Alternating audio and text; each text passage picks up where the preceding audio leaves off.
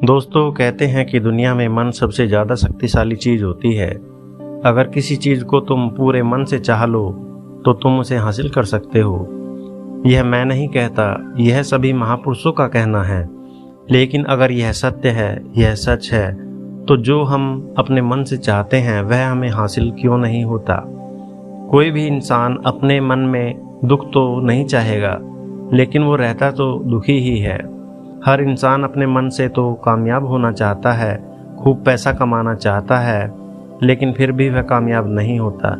भला ऐसा दुनिया में कौन इंसान होगा जो अपने मन में यह चाहेगा कि मैं नाकामयाब रहूं या मैं पैसा ना कमाऊं।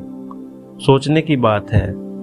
तो इसमें दो चीज़ें निकलकर सामने आती हैं। या तो वह महापुरुष गलत थे जिन्होंने यह बात बोली कि मन से चाही हुई चीज़ हासिल हो जाती है, या फिर हम गलत हैं।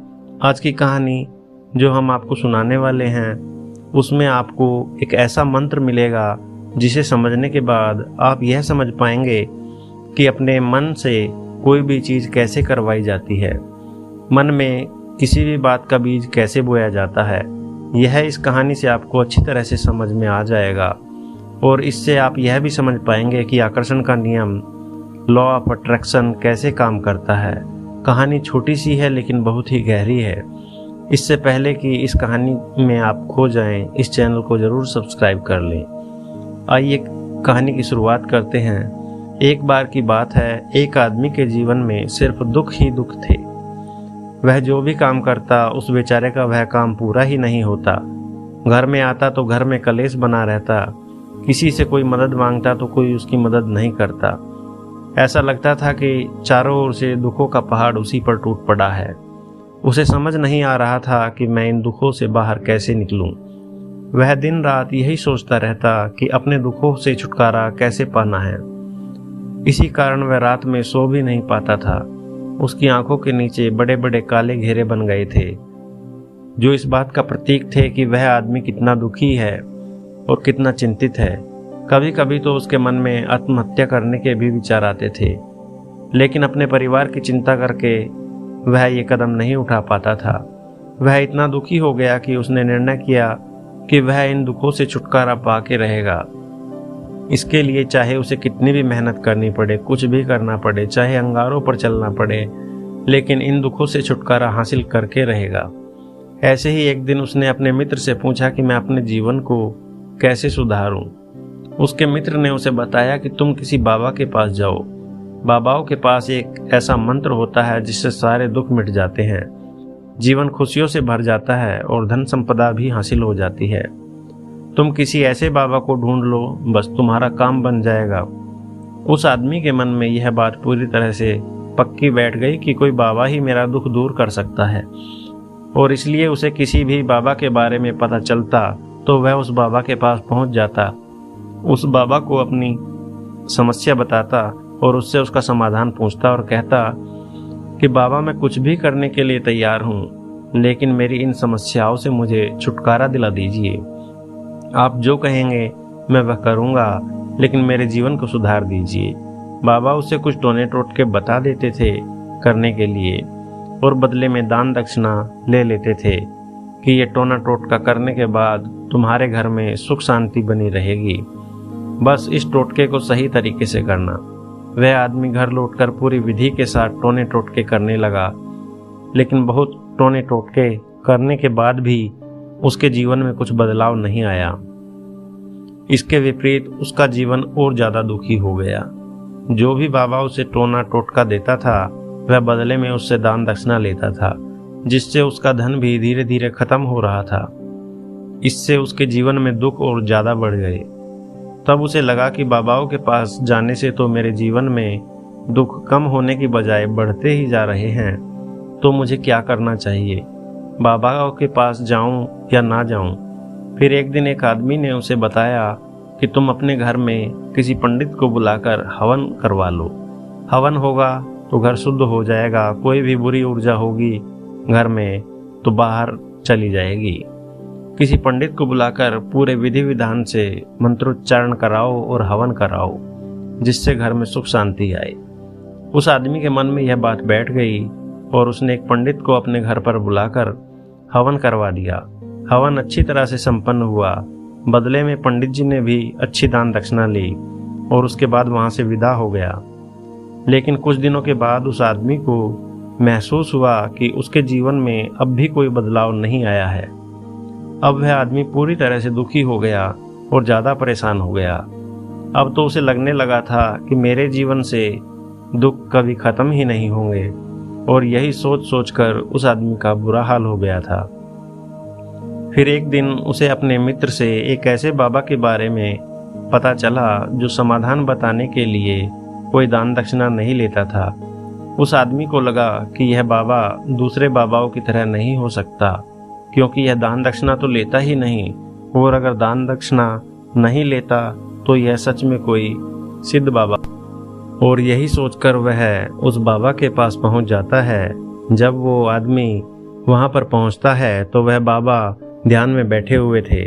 यह देखकर वह आदमी वहीं पर चुपचाप बैठकर उनके ध्यान से बाहर आने का इंतजार करने लगा। थोड़ी देर बाद बाबा ने आंखें खोली तो सामने एक दुखी और परेशान युवक को बैठे देखा। वो उसकी आंखों के नीचे काले घेरे देखते ही समझ गए कि यह आदमी अपने जीवन से कितना परेशान है। उसे संबोधित करते हुए बाबा ने पूछा कि बच्चा क्या चाहते हो, बाबा के पास क्या लेने आए हो। उस आदमी ने कहा कि बाबा, मैं अपने जीवन से बहुत परेशान हूँ। मैंने इन दुखों को दूर करने के लिए बहुत सारे रास्ते अपनाए और हर वो तरकीब करके देखी जो किसी बाबा ने मुझे बताई, और वह काम किया जो किसी भी इंसान ने मुझसे करने को कहा, लेकिन मेरे जीवन में दुखों में कोई कमी नहीं आई। बाबा, इसके विपरीत मेरे जीवन में दुखों में बढ़ोतरी हो गई। मुझे समझ नहीं आ रहा कि मैं क्या करूं। कभी कभी तो मैं आत्महत्या करने की सोचता हूं, लेकिन अपने परिवार के बारे में सोचकर मैं यह कदम नहीं उठा पाता। मैंने आपके बारे में बहुत सुना है बाबा, और मैं बहुत उम्मीद के साथ आपके पास आया हूं। कृपया करके मुझे कोई ऐसा मार्ग बताएं जिससे मुझे अपने दुखों से छुटकारा मिल जाए। मैं अपने दुखों से छुटकारा पाने के लिए कुछ भी करने को तैयार हूँ। आप मुझे कोई भी रास्ता बताएं, चाहे वो रास्ता कितना भी कठिन क्यों ना हो, मैं उसको पार करके रहूँगा। बाबा ने महसूस किया कि आदमी तो सच में बहुत परेशान है। बाबा ने उसकी बात सुनकर कहा कि बच्चा, दुखों को दूर करने के लिए मंत्र ऐसे ही नहीं मिलते। मंत्र पाने के लिए कुछ करना पड़ता है। तुम कुछ कर सकते हो। यह सुनकर पहले तो उस आदमी ने सोचा कि यह बाबा भी मुझसे दान दक्षिणा ही मांगेंगे, लेकिन और कोई रास्ता ना पाकर उस आदमी ने कहा कि बाबा, आपको जितनी भी दान दक्षिणा चाहिए मैं देने के लिए तैयार हूँ, लेकिन आपका मंत्र सच्चा होना चाहिए, वह पूरा होना चाहिए, उसका फल मुझे मिलना चाहिए। उसके बाद मैं आपको जो भी दान दक्षिणा आप लेना चाहते हो वह दे दूंगा। बाबा ने कहा कि दान दक्षिणा तो बहुत छोटी सी चीज है, मुझे वह नहीं चाहिए। इस पर वह आदमी सोच विचार करके बोला कि बाबा, मैं अंगारों पर भी चलने के लिए तैयार हूँ, आप मुझे बस आज्ञा दीजिए। बाबा ने कहा कि अंगारों पर चलने वाली छोटी चीज मैं तुमसे नहीं कराने वाला। मैं जो तुमसे कराने वाला हूँ वह बहुत कठिन मंत्र है, उसे पूरा कर पाओगे? उसने कहा, बाबा, आप मुझे बताइए तो सही, मुझे क्या करना होगा? मैं कुछ भी करने को तैयार हूँ। इस पर बाबा ने उसे कहा कि यहाँ से जब तुम अपने घर जाओ तो रास्ते में अपने मन में यह दोहराते हुए जाना कि मैं सुखी हूँ, मैं सुखी हूँ, मैं सुखी हूँ, मैं सुखी हूँ। बार बार अपने मन में यही दोहराना, और याद रहे ये जबान पर नहीं आना चाहिए, सिर्फ मन में दोहराना है। यह सुनकर वह आदमी बोला, बाबा, बस इतनी सी बात, यह तो मैं चुटकी बजाकर कर लूँगा, लेकिन इससे होगा क्या? बाबा बोले कि इस मंत्र को करके देखो, वैसे भी तुमने इतने बाबाओं के मंत्र किए हैं, तो इस मंत्र को भी करके देख लो। उस आदमी ने सोचा कि बाबा कुछ दान दक्षिणा तो ले नहीं रहे, और छोटा सा मंत्र है, इसे तो मैं कर ही लूँगा। वह बोला, ठीक है बाबा, मैं यह मंत्र जरूर करूँगा। वह आदमी यह कहकर वहां से उठकर चलने लगा, लेकिन जैसे ही वह चलने लगा, बाबा ने पीछे से बोला कि बच्चा, एक बात याद रखना, जब तुम यह मंत्र अपने मन में दोहराओ तो तुम्हारे मन में बंदर के विचार नहीं आने चाहिए, बंदर का ख्याल भी नहीं आना चाहिए, तो ही यह मंत्र सिद्ध होगा। वह आदमी बोला, मुझे तो आज तक बंदर का कोई विचार नहीं आया, तो अब क्यों आएगा? आप चिंता मत करिए बाबा, मैं बस मन में यही दोहराऊंगा कि मैं सुखी हूँ, मैं सुखी हूँ। इसके अलावा बंदर का कोई विचार मेरे मन में नहीं आएगा। यह कहकर वह आदमी वहां से चल दिया। वह अपने मन में मैं सुखी हूँ, मैं सुखी हूँ यह दोहराता हुआ थोड़ी दूर ही चला था कि उसके मन में अचानक बंदर का ख्याल आ गया। बंदर का ख्याल एक बार आया और चला भी गया, लेकिन उस आदमी ने सोचा कि आज तक मुझे बंदर का कोई विचार नहीं आया, यह आज बंदर का विचार क्यों आ गया? और ऐसे करके उसने उस बंदर के विचार को पकड़ लिया। वह यह भूल गया कि मुझे क्या मंत्र दोहराना है, और वह बंदर के बारे में सोचने लगा। जब थोड़ी देर बाद उसे फिर से होश आया तो वह फिर से अपना वही मंत्र दोहराने लगा जो बाबा ने उसे बताया था, मैं सुखी हूँ, मैं सुखी हूँ। लेकिन अचानक से उसे सामने एक बंदर दिखाई दिया, और यह देखकर उसके मन में फिर से बंदर का विचार उठ गया, और वो अपने अंदर से इस विचार को बाहर फेंकना चाहता था। वह चाहता था कि मेरे अंदर किसी भी तरह से बंदर का विचार ना आए, लेकिन उसे तो सामने बंदर ही दिखाई दे गया। ऐसे ही जद्दोजहद करते करते वह घर पर पहुंचा, और घर पर पहुंचने के बाद अपनी पत्नी को कहा कि हे बंदरिया, मुझे खाने में बंदर परोस दो। और जब उसे एहसास हुआ कि उसने क्या बोल दिया तो वह अपने बाल नोचने लगा। वह दीवारों में सर मारने लगा कि आज तक मुझे बंदर का कोई विचार नहीं आया, और आज मुझे यह क्या हो गया है कि मुझे हर जगह बंदर ही बंदर नजर आ रहे हैं। यह कैसी माया है? यही सोच सोच कर वो आदमी रात भर सो नहीं पाया। रात भर करवटें बदलता रहा, और सुबह उठकर सीधे उसी बाबा के पास पहुंच गया और उनके चरणों में गिरकर कहा कि बाबा, पता नहीं क्या चमत्कार हो रहा है, आज तक मुझे बंदर का कोई विचार नहीं आया, लेकिन कल से जब से आपने मुझसे कहा कि बंदर का विचार नहीं आना चाहिए, तब से मुझे हर जगह बंदर ही बंदर नजर आ रहे हैं। उस आदमी ने कहा कि बाबा, मुझे तो आपके पीछे पेड़ पर बैठा हुआ बंदर भी केले खाता हुआ दिखाई दे रहा है, यह क्या हो रहा है? बाबा यह सुनकर हंसने लगे। बच्चा, मन का जाल एक ऐसा जाल है जिसे समझ पाना इतना आसान नहीं है। बंदर तो तुम्हारे रास्ते में पहले भी आते थे। जब तुम मेरे पास आए थे तो इन्हीं पेड़ों पर यह बंदर घूम रहे थे, लेकिन तब तुम्हारे ध्यान में यह बंदर नहीं था, तब तुम्हारे ध्यान में सिर्फ अपने दुख थे। इसके बाद बाबा जी ने उसे बताया कि बच्चा, हम जिस चीज से दूर भागना चाहते हैं वही चीज हमारे मन में बहुत गहरे में प्रविष्ट हो जाती है, समा जाती है, वह हमारे अंतर्मन में समा जाती है।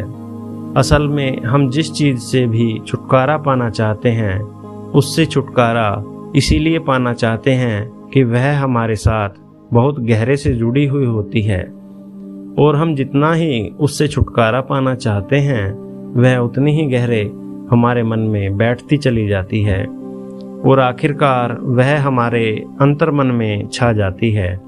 ऊपर से तो हम चाहते हैं सुखी होना कि मैं सुखी हूँ, मैं सुखी हूँ, हमारे होठ भी यही बोलते रहते हैं, लेकिन हमारे मन में दुख समाये होते हैं। हमारे विचारों में, हमारे मन में हमें दुख ही दुख दिखाई देते हैं। इसलिए अपनी जुबान से बार बार यह बोलने से कि मैं सुखी हूँ, मैं सुखी हूँ, हम सुखी नहीं हो सकते जब तक यह मंत्र हमारे अंतर्मन में प्रविष्ट नहीं होगा। इस पर उस आदमी ने पूछा कि बाबा, लेकिन यह मंत्र हमारे अंतर्मन में प्रविष्ट कैसे होगा? यह सुनकर बाबा ने कहा कि बच्चा, अपने दुखों से लड़ना बंद कर दो जब तक तुम अपने दुखों को दूर करने की सोचते रहोगे तब तक वह दुख तुमसे चिपके रहेंगे। जब तक वह दुख तुम्हारे अंतर्मन पर अपना राज जमाए बैठे रहेंगे, और जिस दिन तुम उन दुखों के बारे में सोचना ही छोड़ दोगे, उन दुखों से छुटकारा ही नहीं पाना चाहोगे, उसी दिन से तुम्हारी जिंदगी से दुख गायब हो जाएंगे। क्योंकि किसी भी चीज़ से छुटकारा पाने के लिए हमें उस चीज़ के बारे में सोचना पड़ता है, और हम जितना ही उस चीज़ के बारे में सोचते हैं वह उतनी ही गहरी हमारे मन में प्रविष्ट होती चली जाती है। हम अधिकतर समय दुखों के बारे में ही सोचते हैं। हम यही सोचते हैं कि हमारे जीवन में दुख है और हमें इससे छुटकारा पाना है। इसी वजह से बार बार सोचने से वह दुख हमारे अंदर मन में प्रविष्ट हो जाते हैं और हमें एहसास भी नहीं होता। इसलिए अगर तुम दुखों से छुटकारा पाना चाहते हो तो दुखों से छुटकारा पाने के बारे में सोचना छोड़ दो। तुम्हें दुखों से छुटकारा मिल जाएगा।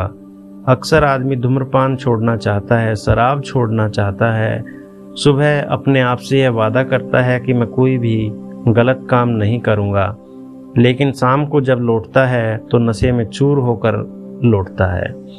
ऐसा क्यों होता है कि जो हम सोच रहे हैं वह पूरा ही नहीं कर पा रहे। असल में हम उस चीज़ को बहुत ज़्यादा तवज्जो दे रहे हैं, उस चीज़ को बहुत ज़्यादा अहमियत दे रहे हैं। जब भी हम उस चीज़ को छोड़ने के बारे में सोचते हैं तो हम उसकी अहमियत यानी विशेषता को और ज़्यादा बढ़ा देते हैं। हमारा मन उस चीज़ के बारे में जितना ज़्यादा सोचेगा, शराब या धूम्रपान छोड़ने के बारे में जितना ज़्यादा सोचेगा, हमारा मन उतना ही उस चीज़ के पीछे ज़्यादा भागेगा। हमें उस चीज़ से नहीं लड़ना है, बल्कि बिना सोचे गुजर जाना है।